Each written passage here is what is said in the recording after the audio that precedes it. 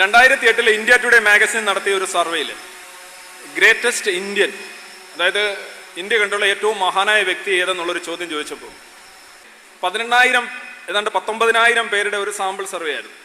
അതിലേതാണ്ട് 7,000 പേര് പറഞ്ഞത് ഏറ്റവും മഹാനായ ഇന്ത്യക്കാരൻ ഭഗത് സിംഗ് ആണെന്ന്. ഗാന്ധിജി 3-ാം സ്ഥാനത്ത് പോവുകയുണ്ടായി. അപ്പോൾ എന്തുകൊണ്ടാണ് ഭഗത് സിംഗിനെ ഇന്ത്യയിലെ ഏറ്റവും മഹാനായ വ്യക്തി, മഹാനായ ഇന്ത്യക്കാരനായി കാണുന്നത് എന്നൊരു പക്ഷേ നിങ്ങൾക്കറിയാം. അദ്ദേഹത്തിൻ്റെ രാഷ്ട്രീയം എന്ന് പറഞ്ഞു കഴിഞ്ഞാൽ ഈ ചങ്ക് പറിച്ചു കൊടുക്കുന്ന രാഷ്ട്രീയമാണ്. ചങ്കെന്ന് വേണേൽ വിളിക്കാം. സാധാരണ രാഷ്ട്രീയക്കാർക്ക് എന്ന് പറഞ്ഞാൽ ചങ്കില്ലാത്തവരാണ്. ഭഗത് സിംഗിന് ചങ്ക് മാത്രമേ ഉണ്ടായിരുന്നുള്ളൂ. ഷാഹിദ് ഈ അസം എന്താണ്, അതൊരു ഉറുദു വാക്കാണ്. ഷാഹിദ് എന്ന് പറഞ്ഞു കഴിഞ്ഞാൽ ദ കിങ് ഓഫ് മാർട്ടിയേഴ്സ് എന്നാണ് പറയുക. രക്തസാക്ഷികളുടെ രാജാവ് എന്നാണ് അദ്ദേഹം അറിയപ്പെടുന്നത്. അദ്ദേഹത്തെക്കുറിച്ച് നെഹ്റു പറഞ്ഞ വാക്കുകൾ, നിലവിലിരുന്ന ഇരുട്ടിനെ തുരത്തിക്കൊണ്ട് രാജ്യത്തിൻ്റെ ഒരു ദിക്കിൽ നിന്ന് മറ്റൊരു ദിക്കിലേക്ക് പടർന്ന ഒരു തീജ്വാലയായിരുന്നു ഭഗത് സിംഗ് എന്ന് പറഞ്ഞത് ജവഹർലാൽ നെഹ്റുവാണ്. ഭഗത് സിംഗിനെ കുറിച്ച് നമുക്ക് കൂടുതലൊന്നും അറിയില്ല. ആകെ 4 ഫോട്ടോഗ്രാഫുകൾ മാത്രം, ഒറിജിനൽ ഫോട്ടോഗ്രാഫുകൾ മാത്രം ലഭ്യമായിട്ടുള്ള ഒരു മനുഷ്യനാണ്. പക്ഷെ നെഹ്റു പറഞ്ഞ വാക്കുകൾ കേൾക്കുക.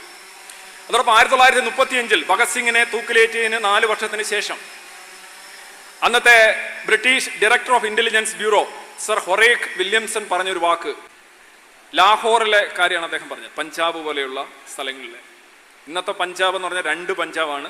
മെയിൻ പഞ്ചാബ് അല്ലെങ്കിൽ വലിയ പഞ്ചാബ് പാകിസ്ഥാനിലേക്ക് പോയി, ചെറിയ പഞ്ചാബ് നമ്മുടെ കയ്യിലുണ്ട്. അന്ന് ഭഗത് സിംഗിന്റെ ഫോട്ടോഗ്രാഫുകൾ അത്രമാത്രം വിറ്റഴിക്കപ്പെട്ടു എന്നും അദ്ദേഹത്തിന് അന്നത്തെ പോപ്പുലാരിറ്റി MK ഗാന്ധിയുടേതിനേക്കാൾ വലുതായിരുന്നു എന്നാണ് ഒരു ബ്രിട്ടീഷ് ഓഫീസർ പറഞ്ഞത്. അതുപോലെ തന്നെ നെഹ്റുവിൻ്റെ മറ്റൊരു കോട്ട് കൂടി ഒരു ഐഡിയ കിട്ടാനാണ് അദ്ദേഹം പറഞ്ഞത്, the corpse of Bhagat Singh will stand between us and England. ഇംഗ്ലണ്ടുമായി നമുക്ക് എത്രമാത്രം ചർച്ച ചെയ്യാം, നെഗോഷിയേഷൻസ് നടത്താം, പക്ഷേ ഭഗത് സിംഗിൻ്റെ ശവശരീരം ഇന്ത്യക്കും ഇംഗ്ലണ്ടിനും ഇടയ്ക്ക് എന്നും തൂങ്ങിയാടും എന്നാണ് അദ്ദേഹം പറഞ്ഞത്. ഒരിക്കലും നമുക്ക് മറക്കാൻ കഴിയാത്ത, ഒരുപക്ഷെ പൊറുക്കാൻ കഴിയാത്ത ഒരു കാര്യം എന്നുള്ള നിലയിലാണ്. ഒരു നോൺസെൻസിക്കലായിട്ട് ഒന്നും പറയാത്ത ഒരാളാണ് നെഹ്റു. കൂടെയുള്ള ആൾക്കാരൊക്കെ വളരെ തീവ്രവാദ രാഷ്ട്രീയം പറയുമ്പോൾ അതിനെയൊക്കെ ചെറുത്ത് നിൽക്കുന്ന ആളാണ് നെഹ്റു. പക്ഷെ നെഹ്റു പോലും വികാരാധീനനായിപ്പോയി എന്നുള്ളതാണ് ഭഗത് സിംഗിൻ്റെ. ഇതാണ് അദ്ദേഹത്തിൻ്റെ ഏറ്റവും പോപ്പുലറായിട്ടുള്ള പടം. ഇതിൽ മുടിയില്ല, സിഖുകാരനായിരുന്നു, ജാട്ട് സിഖായിരുന്നു ഭഗത് സിംഗ്. മുടിയൊക്കെ വെട്ടി ഒരു ഇംഗ്ലീഷുകാരൻ്റെ തൊപ്പിയൊക്കെ വെച്ച് മീശയൊക്കെ കൂർപ്പിച്ചിരിക്കുകയാണ്. നിങ്ങൾക്കറിയാം, ഭഗത് സിംഗ് 23 വയസ്സ് മാത്രമേ ജീവിച്ചിരുന്നുള്ളൂ. 23 വയസ്സും 5 മാസവും ഏതാണ്ട് 24 ദിവസവും. അതാണ് ഭഗത് സിംഗിൻ്റെ ജീവിതകാലം. 23 വയസ്സ് എന്ന് പറയുമ്പോൾ ആലോചിക്കാം. ഒരുപക്ഷെ ഭഗത് സിംഗിൻ്റെ ഒരു പ്രത്യേകത, അദ്ദേഹത്തിന് ഈ രാജ്യം എന്നുള്ളതായിരുന്നു അദ്ദേഹത്തിൻ്റെ ഓക്സിജൻ എന്ന് പറയുന്നത്. പ്രാണവായുവിനെ പോലെ രാജ്യത്തെ കണ്ടു എന്നുള്ളതാണ്. അന്ന് യഥാർത്ഥത്തിൽ ഒരു രാജ്യം ഇല്ല എന്നുള്ളത് ശ്രദ്ധിക്കണം. തദ്ദേശീയ ജനതയ്ക്കെതിരെ ഒരു വിദേശീയ ജനത നടത്തുന്ന അധിനിവേശം പൊറുക്കാനാവില്ല എന്നുള്ള നിലപാടായിരുന്നു അദ്ദേഹത്തിനുണ്ടായത്.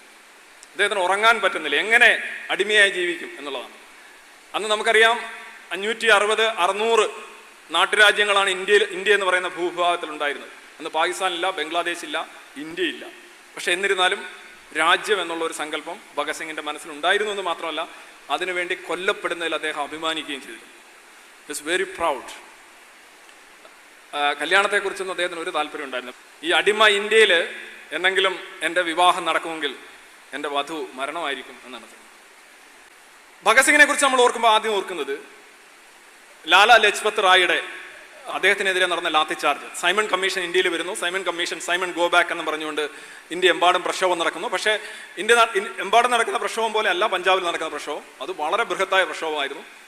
അവിടെ അങ്ങനെ പ്രക്ഷോഭം നടത്തുന്ന ഒരു ജനക്കൂട്ടത്തിന് നേരെ ലാത്തി ചാർജ് നടത്തുന്നു. ലാത്തി ചാർജ് നടത്തുമ്പോൾ മുന്നണിയിൽ നിന്ന ലാലാ ലജ്പത് റായിയാണ് ആക്രമിക്കുന്നത്.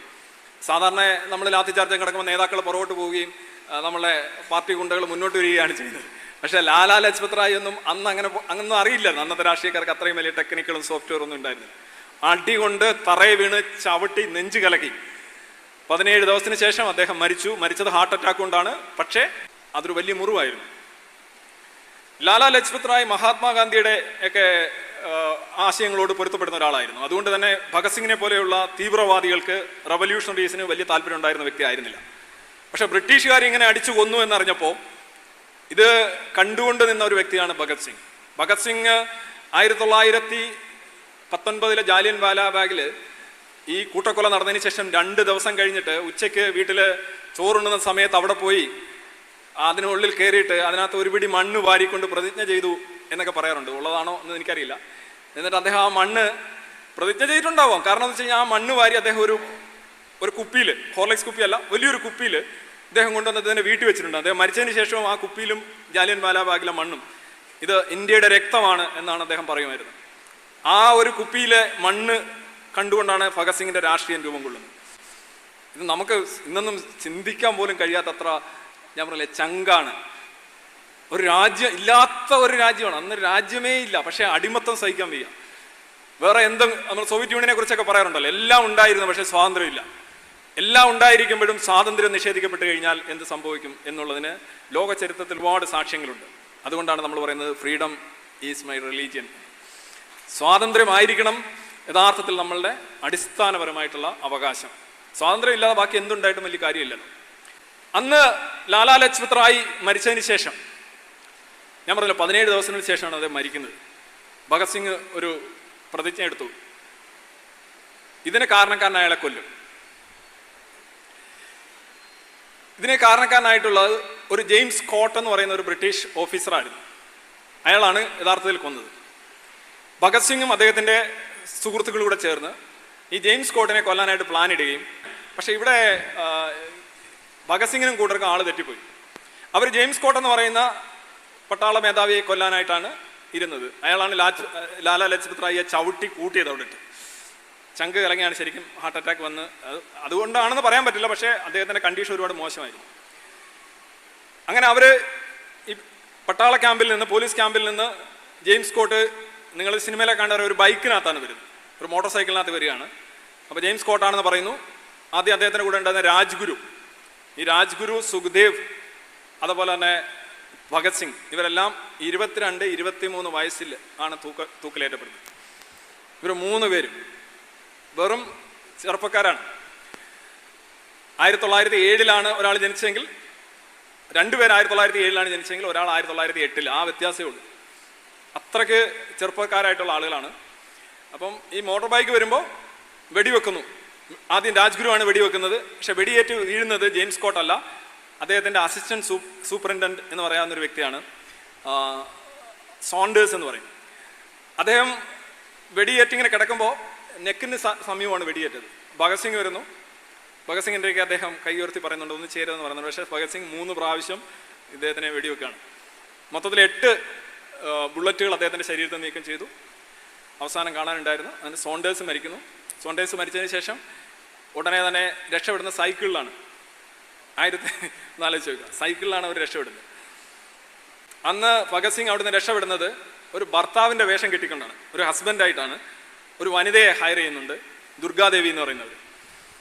അവരുടെ ഒരു കൊച്ചു കുഞ്ഞിനെയും ഉണ്ട്, ഒരു കൊച്ചു എന്താ ഒരു പാലുകൂടി മാറാത്തൊരു കുട്ടിയും കൊണ്ടാണ്. അപ്പോൾ അദ്ദേഹം ഒരു ബ്രിട്ടീഷുകാരൻ്റെ വേഷത്തിൽ മീശയൊക്കെ വെച്ചു, വൈഫായിട്ട് ഇവരും കൊച്ചുകുട്ടിയും അങ്ങനെയാണ് ട്രെയിനകത്ത് കയറിയിട്ട് കാൺപൂരിൽ പോകുന്നു. കാൺപൂരിൽ നിന്ന് ലക്നോയിൽ പോകുന്നു. ലക്നോയിൽ നിന്ന് കൽക്കട്ടയിൽ പോകുന്നു. കൽക്കട്ടയിൽ പോയിട്ട് ഭഗത് സിംഗ് രക്ഷപ്പെടുന്നു പറഞ്ഞാൽ വെറുതെ ഇരിക്കല്ല. ഏതാണ്ട് 3.5 മാസം കഴിയുമ്പോൾ ബ്രിട്ടീഷ് ലെജിസ്ലേറ്റീവ് അസംബ്ലിയിൽ ബോംബെറിയാണ്. 3.5 മാസമേ ഉള്ളൂ. ഭഗത് സിംഗിന് ഒരു വലിയൊരു സംഭവം എന്ന് പറഞ്ഞാൽ, ഭഗത് സിംഗ് എപ്പോഴും he wanted to be caught, പിടിക്കപ്പെടണമെന്ന് ആഗ്രഹിച്ചു. രാജ്യത്തിന് വേണ്ടി രക്തസാക്ഷിത്വം വരിക്കണമെന്ന് ആഗ്രഹിച്ചു. ഇത് അദ്ദേഹത്തിൻ്റെ ഒരു വലിയൊരു ഇതായിരുന്നു. അദ്ദേഹം ബ്രിട്ടീഷ് അസംബ്ലിയിൽ എങ്ങനെയാണ് ബോംബ് എറിയുന്നത്? വളരെ ചെറിയൊരു ബോംബാണ് എറിയുന്നത്. ആളില്ലാത്ത സ്ഥലത്താണ് എറിയുന്നത്. ആരെയും കൊല്ലണമെന്നുള്ള ഉദ്ദേശമില്ലെന്ന് വ്യക്തമാണ്. ആരും മരിക്കുന്നുമില്ല. 1-2 പേർക്ക് ചെറിയ പരിക്ക് കേൾക്കുന്നുണ്ട്. കൊന്നതിന് ശേഷം ഭയങ്കര പുക. ഇന്നത്തെ പാർലമെന്റ് തന്നെയാണ് കേട്ടോ, സംഗതി ഇന്നത്തെ പാർലമെന്റ് തന്നെയാണ്. അദ്ദേഹം അവിടുന്ന് പോകുന്നില്ല, മറിച്ച് അദ്ദേഹം ഈ ലീഫ്ലെറ്റുകൾ വിതരണം ചെയ്യുന്നു. എന്നിട്ട് ഇൻകുലാബ് സിന്ദാബാദ് വിളിക്കുന്നു, ഡൗൺ വിത്ത് ബ്രിട്ടീഷ് ഇമ്പീരിയലിസം എന്നുള്ള മുദ്രാവാക്യം വിളിക്കുന്നു. 2 പ്രാവശ്യം വെടിവെച്ചെന്ന് പറയുന്നുണ്ട്, ചില കഥകളിൽ വെടിവെച്ചിട്ടില്ല. എന്തായാലും അവിടെ നിൽക്കുകയാണ്. ബ്രിട്ടീഷുകാരൊന്ന് തോക്കി കൊണ്ടുപോയി കീഴടങ്ങ് കാണിച്ചു. ഭഗത് സിംഗ് ഒന്ന് ആലോചിച്ച് നോക്ക്, ഒരു വലിയ കേസിൽ നിന്ന് രക്ഷപ്പെട്ട് ഇങ്ങനെ ഒളിച്ചു നടക്കുന്ന ഒരാളാണ്. അടുത്ത കേസ് ചില്ലറ കേസൊന്നുമല്ല, ബ്രിട്ടീഷ് പാർലമെന്റിൽ ബോംബെറിയുക. He wanted to die for the country. അതാണ് എൻ്റെ കാര്യം. ഞാൻ അദ്ദേഹത്തിൻ്റെ രാഷ്ട്രീയത്തെ അനുകൂലിച്ചോ പ്രതികൂലിച്ചോ എന്നല്ല ഞാൻ സംസാരിക്കുന്നത്, പൊതുവിലൊരു വസ്തുത പറഞ്ഞുകൊണ്ട് വരുന്നതേ ഉള്ളൂ. അദ്ദേഹം ഒന്ന് പറഞ്ഞാൽ, if deaf are to hear, the sound has to be very loud. ബദിരൻ കേൾക്കണമെങ്കിൽ ശബ്ദം വളരെ വലുതായിരിക്കണം. അദ്ദേഹം പറഞ്ഞ മെറ്റഫോറിക്കലായിട്ട് എടുത്താൽ മതി. അതായത് ഈ ഉറങ്ങിക്കിടക്കുന്ന ഒരു രാജ്യം, ജനങ്ങൾക്ക് തങ്ങൾ അടിമകളാണെന്നുള്ള ബോധമേ ഇല്ല, രാജാക്കന്മാർക്കും ഇല്ല, ജനങ്ങൾക്കും ഇല്ല. നിങ്ങൾ അടിമത്തത്തിൽ നിന്ന് മോചനം നേടണമെങ്കിൽ നമ്പർ 1 പ്രീ കണ്ടീഷൻ എന്ന് പറയുന്നത് അടിമയാണ് എന്നുള്ള ബോധ്യം നിങ്ങൾക്കുണ്ടാവണം, തിരിച്ചറിവുണ്ടാവണം എന്നുള്ളതാണ്. അല്ലാതെ നിങ്ങൾ എങ്ങനെയാണ്, നിങ്ങൾക്കില്ലാത്തൊരു കണ്ടീഷൻ, നിങ്ങളൊരു തെറ്റ് തിരുത്തണമെങ്കിൽ തെറ്റാണെന്ന് നിങ്ങൾ ആരെങ്കിലും അറിയിക്കണം, അല്ലെങ്കിൽ നിങ്ങൾ സ്വയം തിരിച്ചറിയണം. അല്ലേ? ഏതൊരു കണ്ടീഷനിൽ നമ്മൾ മോചിതരം ആവാൻ ശ്രമിക്കണമെങ്കിൽ ആ കണ്ടീഷനെ കുറിച്ച് നമ്മൾ അറിയണം. ഇന്ത്യക്കാർക്ക് അതിനെക്കുറിച്ചൊരു ബോധ്യം ഉണ്ടായിരുന്നില്ല. ഒരുപാട് ചലച്ചിത്രങ്ങൾ ഭഗത് സിംഗിനെ കുറിച്ച് ഇറങ്ങിയിട്ടുണ്ട്, നിങ്ങൾ കണ്ടിട്ടുണ്ടാവാം. പാട്ടുകൾ, പഞ്ചാബിലൊക്കെ ചെന്ന് കഴിഞ്ഞാൽ ഒരുപാട് പാട്ടുകളുണ്ട്, നാടൻ പാട്ടുകളും ഫോക്ക് സോങ്ങുകളൊക്കെ ഒരുപാടുണ്ട് ഭഗത് സിംഗിനെ കുറിച്ച്. അവസാനമായി നിങ്ങൾക്കറിയാം, മെഴ്സി പെറ്റീഷൻ എഴുതി കൊടുക്കാനായിട്ട് കൊണ്ടുവന്ന് സൈൻ ചെയ്യാനായിട്ട് കൊടുത്തു. സൈൻ ചെയ്തില്ല. ഭഗത് സിംഗ് മാത്രമല്ല, മറ്റു 2 പേരും സൈൻ ചെയ്തില്ല. പ്രിവി കൗൺസിൽ അവിടെ വാദിക്കുമ്പോൾ അവരൊക്കെ ചെന്ന് പറഞ്ഞ ഒരു കാര്യം രസമുണ്ട്. ഞങ്ങൾ പൊളിറ്റിക്കൽ പ്രിസണേഴ്സാണ്. പൊളിറ്റിക്കൽ പ്രിസണർ എന്നുള്ള വാക്ക് കോയിൻ ചെയ്തത് ഭഗത് സിംഗ് ആണ്. അതുപോലെ തന്നെ ഇൻക്ലാബ് സിന്ദാബാദ് എന്ന് പറയുന്ന സ്ലോഗൻ കോയിൻ ചെയ്ത് ഭഗത് സിംഗ് ആണെന്ന് പറയപ്പെടുന്നുണ്ട്. പക്ഷേ അത് അങ്ങനെയാണെന്ന് എനിക്ക് തോന്നുന്നില്ല. ചരിത്രപരമായി വേറെ അവകാശികളൊക്കെ ഉണ്ട്. എന്നാലും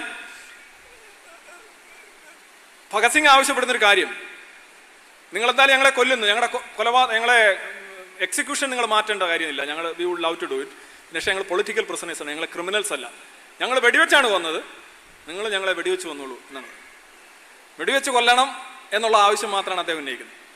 ഇതിനിടയ്ക്ക് ലാഹോറിലൊക്കെ ഭഗത് സിംഗ് നിരാഹാരം കിടക്കുന്നുണ്ട്. ഈ മനുഷ്യന്റെ ഒരു ആത്മധൈര്യം എന്നാണ് എന്താണെന്ന് എനിക്ക് പറയാൻ പറ്റില്ല, ഭ്രാന്തൻ ആത്മധൈര്യം. 116 ദിവസമാണ് നിരാഹാരം കിടക്കുന്നത്. അതിൽ 63 ദിവസം കിടക്കുന്ന ഒരാള്, ജയപ്രസാദ് എന്നാണ് അദ്ദേഹത്തിന്റെ പേര്, അദ്ദേഹം മരിച്ചു പോകുന്നുണ്ട്, വിശന്ന് മരിക്കുന്നുണ്ട്. 116 ദിവസം എങ്ങനെയാണ് ഇത്? ഇവരെ നിരാഹാര വ്രതം ഒഴിവാക്കാനായിട്ട് ബ്രിട്ടീഷുകാർ ആഹാരം കൊണ്ടുവന്നിട്ട് ഇവരെ മുന്നിൽ ഇങ്ങനെ പ്രദർശിപ്പിക്കുമായിരുന്നു സെല്ലിന് പുറത്ത്. എന്നിട്ട് വെള്ളം കുടിക്കാനുള്ള പിക്ചറിനകത്ത് വെള്ളത്തിന് പകരം പാല്, നല്ല പഞ്ചസാരയൊക്കെ ഇട്ട് പാലൊഴിച്ച് വെക്കുമായിരുന്നു. ഇവന്മാരൊന്നും തൊടത്തില്ല. എൻ്റെ ജയിൽ നിവാസികളൊന്നും കഴിക്കുന്നില്ല. കാരണം ഡൽഹിയിലായിരുന്നു ആദ്യം ഇദ്ദേഹം കിടന്നത്. ബോംബ് സ്ഫോടനത്തിൽ അറസ്റ്റിലായപ്പോൾ ഡൽഹിയിലാണ് അദ്ദേഹത്തെ പിടിച്ചിട്ടത്. അപ്പോഴാണ് അറിയുന്നത് അവിടെ ഒരു ബോംബ് ഫാക്ടറി ലാഹോറിനടുത്ത് കണ്ടെത്തുന്നത്. അതായത് അദ്ദേഹത്തിൻ്റെ ഹിന്ദുസ്ഥാൻ സോഷ്യലിസ്റ്റ് റവല്യൂഷണറി എന്ന് പറയുന്ന ഒരു സംഘടന ഉണ്ടായിരുന്നു. അവരുടെയാണ് ഈ ബോംബ് ഫാക്ടറി. ആ ബോംബ് ഫാക്ടറി പിടിച്ചെടുത്ത ഉടനെ തന്നെ അറിഞ്ഞു ഇവരാണ് യഥാർത്ഥത്തിൽ സോണ്ടേഴ്സിനെ കൊന്നതെന്ന്. അപ്പോഴൊക്കെ പറഞ്ഞു യഥാർത്ഥത്തിൽ ഈ ബോംബ് എറിഞ്ഞതിനുള്ള ശിക്ഷ ജീവപര്യന്തം മാത്രമേ ഉള്ളായിരുന്നു, 14 വർഷം ശിക്ഷയുണ്ടായിരുന്നു. ഉടനെ ഭഗത് സിംഗിനെ അവിടുന്ന് ഡൽഹിയിൽ നിന്ന് പഞ്ചാബിലെ ലാഹോറിൽ കൊണ്ടുവരികയാണ്. അപ്പോഴാണ് അദ്ദേഹം അറിയുന്നത് ഡൽഹിയിലെ ജയിലുകളൊക്കെ അടിപൊളിയായിട്ട് നടക്കുന്നുണ്ട്, ഇവിടെ വളരെ മോശം, ടോയ്ലറ്റ് ആ മുറിക്കകത്ത് ചങ്ങലയിട്ടാണ് നിൽക്കുന്നത്. നിങ്ങളെ പല പടങ്ങളിലും എഴുതുന്നത് ഒരു കയ്യിൽ ചങ്ങലയും മറു കൈ വെച്ചിരുന്ന് എഴുതാണ്. ഒരു ഇതുപോലെയുള്ള ഒരു ഭയങ്കര, ഇന്നത്തെ ഒരു ജയിലുമായിട്ടൊന്നും കമ്പയർ ചെയ്യാനേ പറ്റില്ല. 116 ദിവസം അദ്ദേഹത്തിൻ്റെ ആത്മധൈര്യം. അന്ന് ജിന്ന സെൻട്രൽ അസംബ്ലിയിൽ 2 ദിവസം ഭഗത് സിംഗിന് വേണ്ടി സംസാരിച്ചു. ഇത്രയും ആഹാരം കഴിക്കാതെ ഒരു മനുഷ്യന് കിടക്കാൻ കഴിയുന്നുണ്ടെങ്കിൽ അയാൾ കേവലം ഒരു കുറ്റവാളിയല്ല. A criminal cannot do it. നിങ്ങൾക്ക് എന്തെങ്കിലും ചിന്തിക്കാൻ കഴിയുമോ? ഒരു ക്രിമിനൽ ആഹാരം ത്യജിച്ചുകൊണ്ട് നിങ്ങളുടെ ധാർമ്മികമായ ബോധത്തെ പിടിച്ചുലയ്ക്കാൻ ശ്രമിക്കുന്നത്? ഒരിക്കലും അവനൊരു ക്രിമിനൽ അല്ല. He has got a soul എന്നാണ് അദ്ദേഹം പറയുന്നത്. സോൾ എന്ന് പറയുമ്പോൾ ധാർമ്മിക ബോധം തന്നെയാണ് ജിന്ന ഉദ്ദേശിക്കുന്നത്. ഈ ഗൺ എപ്പോഴും ഭഗത് സിംഗിൻ്റെ ഒരു വലിയൊരു കാര്യമായിരുന്നു. അതായത് കൊച്ചുനാളിൽ ഭഗത് സിംഗ് അപ്പൂപ്പൻ്റെയൊക്കെ പറയുമായിരുന്നു പോലും. ഭഗത് സിംഗിൻ്റെ വീട് മുഴുവൻ റവല്യൂഷണറീസാണ്. ഈ ഗദ്ദാർ പാർട്ടി എന്ന് പറയുന്നൊരു പാർട്ടി ഉണ്ടായിരുന്നു. അദ്ദേഹത്തിൻ്റെ അച്ഛനായിട്ടുള്ള കിഷൻ സിംഗ്, അർജുൻ സിംഗ് എന്ന് പറയുന്ന അദ്ദേഹത്തിൻ്റെ മുത്തച്ഛൻ, അജിത് സിംഗ് എന്ന് പറയുന്ന അങ്കിൾ. ഇദ്ദേഹം ജനിച്ച ദിവസം 2 അങ്കിൾസിനെ പുറത്തുവിട്ട ദിവസം. ഭഗത് സിംഗിന്റെ ജനനം ഭയങ്കര സന്തോഷമാണ്. 2 അങ്കിൾസ് ഈ ഗദ്ദാർ പാർട്ടി അതേപോലെയുള്ള സംഭവം, കുറെ അങ്കിൾസ് പുറത്ത്. മൊത്തത്തിൽ ഭഗത് സിംഗ് യഥാർത്ഥത്തിൽ വിപ്ലവ കുടുംബത്തിൽ വിരിഞ്ഞൊരു പൂവാണ്. ഭഗത് സിംഗ് കൊച്ചുനാളിൽ ചോദിച്ചു എന്ന് പറയുന്നുണ്ട്, ഈ നിങ്ങൾ ഗോതമ്പ് വിതച്ചു കഴിഞ്ഞാൽ എന്താ കിട്ടുക മുത്തച്ഛാന്ന് ചോദിക്കുമ്പോൾ അത് കൂടുതൽ ഗോതമ്പ് കിട്ടും. അങ്ങനെയാണെങ്കിൽ എന്തുകൊണ്ട് നമുക്ക് ഈ തോക്ക് വിതച്ചുകൂടാ? അങ്ങനെയാണെങ്കിൽ നമുക്ക് ഒരുപാട് തോക്കുകൾ കിട്ടുമല്ലോ, ഈ വെള്ളക്കാരെ മുഴുവൻ വെടിവെച്ച് കൊല്ലാമല്ലോ എന്ന് പറയുന്ന ഇതൊക്കെ ഓരോരോ സംഭവങ്ങളാണ് അദ്ദേഹത്തിന്റെ തോക്ക് ലാഹോറിൽ ഇപ്പോഴും പ്രദർശിച്ചിട്ടുണ്ട്. ഇദ്ദേഹം സോണ്ടേഴ്സിനെ വെടിവെച്ച് വന്ന തോക്കാണിത്. ഈ തോക്കുമായിട്ടാണ് ഈ തോക്ക് ഇദ്ദേഹത്തിന്റെ കയ്യിലുണ്ടായിരുന്നു. അസംബ്ലിയിൽ ബോംബ് എറിയുമ്പോൾ ഇദ്ദേഹത്തിന്റെ ഈ തോക്കുണ്ടായിരുന്നു. ആ തോക്ക് സോണ്ടേഴ്സിനെ വെടിവെച്ചതിനകത്തും ആ തോക്കിൽ നിന്നുള്ള ഉണ്ടയുണ്ടായിരുന്നു. അങ്ങനെ കണക്ട് ചെയ്തായിട്ടാണ് ഈ ഇവിടെ പിടിയിലായവനെ ഇവിടെ കൊണ്ടുവന്നിട്ട് തൂക്കിക്കൊല്ലുന്നത്. Mercy petition, we claim to be shot dead instead of being hanged. ഇതായിരുന്നു അദ്ദേഹത്തിന്റെ അവസാന ആവശ്യം. ബ്രിട്ടീഷുകാർ എന്ത് ഭഗത് സിംഗ് പറഞ്ഞു അതിനെതിരെ പോയി. അവർക്ക് അത്രമാത്രം അവർക്കറിയാം ഭഗത് സിംഗിനെ പോലെ 10 പേര് വന്നു കഴിഞ്ഞാൽ പിടിച്ചു നിൽക്കാൻ പറ്റില്ല. സുഭാഷ് ചന്ദ്രബോസിനെ പോലെ 10 പേര് വന്നു കഴിഞ്ഞാൽ ബുദ്ധിമുട്ടാണ്. ആർമി, ഇന്ത്യൻ ആർമി, ഇന്ത്യൻ നേവിയൊക്കെ തിരിഞ്ഞതാണ് ബ്രിട്ടീഷുകാർ ഇവിടെ കെട്ടുകെട്ടാൻ കാരണം. അല്ലാതെ ഈ നിങ്ങളെന്താ പറയുന്നത് സത്യാഗ്രഹങ്ങൾ അതൊക്കെ കണ്ടുകൊണ്ട് ഒരു വലിയൊരു ഭരണകൂടം മുഴുവൻ ഇട്ടേച്ച് പോയി എന്ന് വിശ്വസിക്കുക എളുപ്പമായിരിക്കും, പലർക്കും എളുപ്പമായിരിക്കും. പക്ഷെ അങ്ങനെയൊന്നുമല്ല. അതിനൊരു റോളും ഇല്ല എന്ന് ഞാൻ പറഞ്ഞില്ല. പക്ഷേ ബേസിക്കലി എത്ര ഇംപെക്കബിൾ ഇംഗ്ലീഷാണെന്നറിയാവോ ഭഗത് സിംഗിൻ്റെ. കൊച്ചു പയ്യൻ ആ സമയത്ത് വായിക്കുന്ന ആരെയൊക്കെയാണ്? ട്രോസ്കി, ലെനിൻ, അതുപോലെ തന്നെ കോൾ മാക്സിൻ്റെ മൂലധനം വായിച്ചു എന്നൊക്കെ പറയാറുണ്ട് മാർക്സിസ്റ്റുകാർ. മൂലധനം ഒന്നും മൊത്തം വായിക്കാനായിട്ട് അദ്ദേഹത്തിന് സമയം കിട്ടിക്കാണെന്ന് എനിക്കറിയില്ല. പക്ഷേ ടോപ്പ് സ്റ്റാൻഡേർഡ് ആയിരുന്നു. ഇത്രയും വളരെ ഹൈലി ഇൻ്റലക്ച്വൽ ആയിട്ടുള്ള യങ് ഇൻ്റലക്ച്വൽ ആയിട്ടുള്ള ഒരു റെവല്യൂഷണറി ലോകത്തുണ്ടായിട്ടില്ല. അവസാനം അദ്ദേഹത്തെ തൂക്കിക്കൊല്ലാൻ പോകുന്ന സമയത്തും ഇദ്ദേഹം ലെനിൻ്റെ പുസ്തകം വായിച്ചുകൊണ്ടിരിക്കുകയായിരുന്നു എന്നാണ് പറയുന്നത്. അപ്പോൾ ചോദിച്ചു, വരുന്നില്ലേ എന്ന് ചോദിച്ചു. പറഞ്ഞു, 2 വിപ്ലവകാരികൾ തമ്മിൽ സംസാരിക്കുന്നത് കണ്ടില്ലേ എന്നാണ് ചോദിക്കുന്നത്. ലെനിനെയൊക്കെ വലിയ കാര്യമായിരുന്നു. അദ്ദേഹത്തിനെ ഒരുപാട് പേര് ഓൺ ചെയ്യുന്നുണ്ട്. മാർക്സിസ്റ്റുകാർ ഓൺ ചെയ്യുന്നുണ്ട്, കോൺഗ്രസ്സുകാർ ഓൺ ചെയ്യുന്നുണ്ട്, BJPക്കാർ ഓൺ ചെയ്യുന്നുണ്ട്. കാര്യം രാജ്യത്തിന് വേണ്ടി മരിക്കുന്നത്, കുർബാനി ഫോർ ദ നേഷൻ. പിന്നെ നക്സലൈറ്റുകൾ ഓൺ ചെയ്യുന്നുണ്ട്, ബോംബ് മറ്റു സംഭവങ്ങളൊക്കെ വെച്ച്. എല്ലാവർക്കും നമ്മൾ ഇദ്ദേഹത്തെക്കുറിച്ച് സംസാരിക്കുന്നത് because you was an atheist, because പല ഒരു മൾട്ടി ഫേസറ്റഡ് ആയിട്ടുള്ള ഒരു പേഴ്സണാലിറ്റി ആയിരുന്നു.